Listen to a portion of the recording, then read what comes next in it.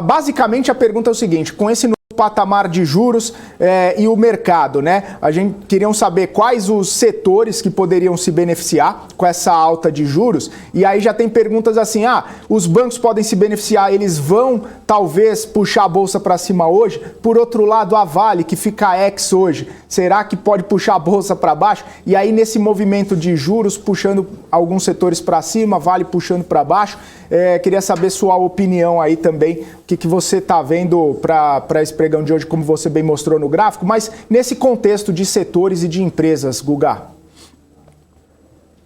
Vamos lá, né? Eu quero fazer só um comparativo antes, né? Para a gente poder fazer um raciocínio juntos, tá?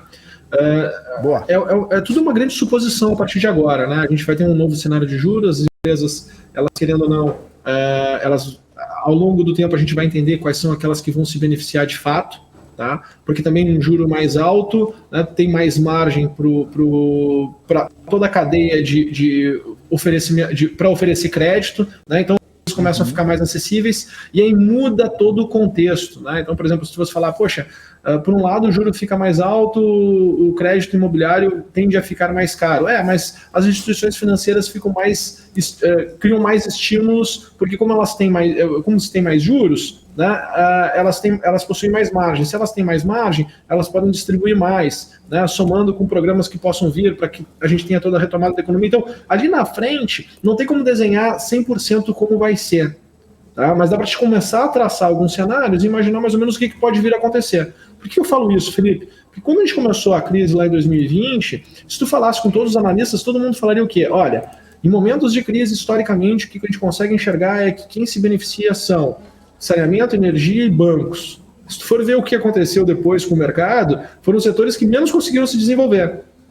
Quando se falava de crise, setor de commodity, esquece, né? Não vai dar certo, porque vai faltar dinheiro, as pessoas vão ficar mais restritivas em gastar, em consumir e tudo mais. Olha o que aconteceu com o setor de commodity. Por que eu estou fazendo esse exercício? Exatamente porque eu quero que todos os nossos telespectadores sejam os telespectadores mais inteligentes no sentido de estarem estimulados a pensarem, raciocinarem, para não sofrerem aquele efeito manada, né? Então, estou sempre tentando fazer com que, vamos pensar um pouquinho diferente, porque o mercado ele não trabalha pelo movimento, vamos assim dizer, do consenso baseado no medo e na proteção. Ele se movimenta em cima daquilo que expressa a evolução. Tá? Então, quando eu olho para esse lado, quando eu olho principalmente para o comportamento do preço empresas de setor elétrico, temos algumas sensacionais em momento assim, muito oportuno para destravar valor e andar bastante.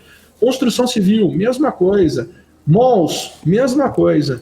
Tá? Então, assim, por que eu estou fazendo esse exercício? Porque eu estou vendo que, de certa forma, me parece que com essa taxa de juros nesse novo patamar, o estímulo para se entregar crédito, uma vez que a gente está também num processo de retomada da economia, tá? Ele vai aumentar. Poxa, Guga, mas e o processo inflacionário e tudo mais? Se a gente for olhar, o processo inflacionário, pelo menos por enquanto, dei o exemplo aqui na minha compra dos equipamentos para minha empresa, né, dos computadores para minha empresa, né, me parece que ainda é por uma deficiência em toda a cadeia de fornecimento, né, para as empresas, para conseguir ter as mercadorias e se jogar no mercado. Né? Eu acho que isso vai equalizar para 2022, pelo menos eu estou apostando nisso, tá? Então eu estou olhando de uma outra maneira, né? Estou olhando assim, a construção vai ter mais crédito, vai ter mais estímulo, as coisas elas vão equalizar. E graficamente, o momento me parece bem oportuno.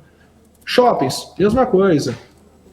Setor de serviços, quando a gente olha olha para CVC, olha para Azul, olha para Gol, né? Quando eu olho para o comportamento nesse momento, eu consigo enxergar aqui uma possibilidade muito grande de upside. Uma coisa é análise, a outra coisa é execução. Né? A execução ela tem que ser o mais objetivo possível. Por quê? Querendo ou não, toda essa opinião que eu vou formando para mim mesmo, né, e vou compartilhando com vocês, é só uma opinião, é uma suposição. Para se concretizar, o mercado tem que tomar também esse partido e a gente tem que ter um movimento que mostre, né, uma mudança de expectativa por parte dos investidores que faça com que se tenha um fluxo e as coisas aconteçam. Né? Porque aqueles investidores que estão olhando daqui a pouco o mesmo cenário, provavelmente já estão posicionados. Tá? Então, por que já estão posicionados? Porque eles querem ter uma vantagem, né, perto do resto do mercado. Então ele já se posicionou, já tomou um risco. Né? Esse não vai fazer fluxo, esse não vai fazer preço novo. O que vai fazer preço novo? Aqueles que vão ter que mudar de opinião. Tá? Então estou sempre mapeando a análise para mim. Né? Eu gosto de falar, e muita gente entendeu agora nesses últimos meses, né, que para mim a análise é a parte mais burra do processo, a parte mais inteligente do processo é saber alocar o seu recurso, saber exatamente o que está procurando, né, para que a gente possa e ter um critério muito objetivo, né, de tomada de decisão, para que a gente possa surfar as tendências de alta e ficar de fora, né, nos períodos de correção e de aumento de volatilidade.